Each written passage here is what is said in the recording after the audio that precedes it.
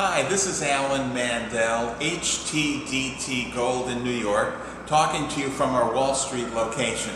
Well, in my recent Gold Journal article, I anticipated a 4 or 5% pullback in gold from its recent move.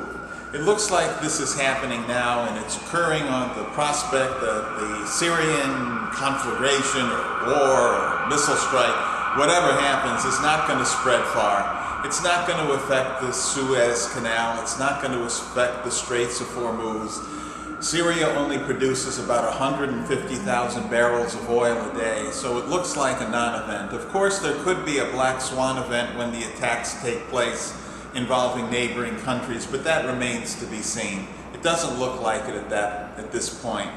Now, keep in mind though, people get scared when the price of gold and silver falls. For 5,000 years, silver and gold have kept their value and have always gone up. In 1970, gold was $35 an ounce. And except for some dips and pitfalls here and there, gold has steadily increased in value.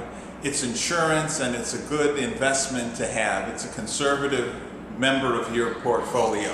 So these little dips are just what they are. They're corrections. The bull tries to throw riders off, and the strong hands stay in for the long haul. Now, turning to the economic front, in the United States, they're still talking about tapering, whether the Fed will curtail or pull back its massive $85 billion a month bond buying program, flooding the market with liquidity. They can't decide whether they're going to taper or not. They're confused. However, interest rates are speaking for them. Even before there's any tapering whatsoever, the U.S. 10-year Treasury note is right around 3%.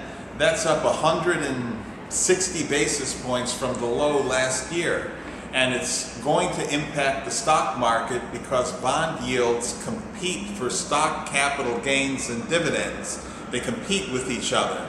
And when you can get a higher yield on a so-called riskless investment, the other investment which has risk will go down. Also on the economic front, the ISM, the Institute for Supply Management survey, was up sharply, but factory orders were down. Unemployment looks like it's going to stay about the same as it was last month, but there is underlying weakness in the global economy.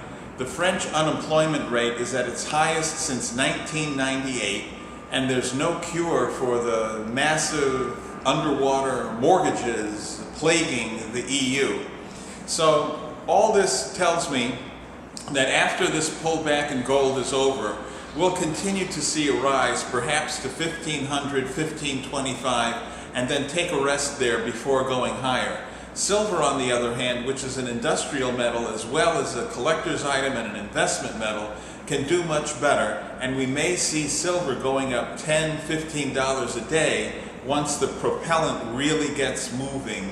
And there's tremendous demand both by collectors and industry uses in China.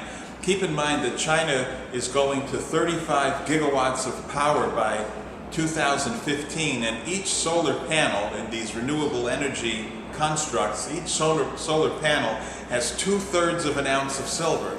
And there's silver in all the other electronic gadgets, in the iPods, iPhones, iMacs, the new TVs. So I think as a percentage gain, silver will outperform gold. But these drops look scary when they occur, and it's just a necessary part of market corrections before the bull market resumes. I'm Alan Mandel, HTDT Gold. Thanks for watching. Great.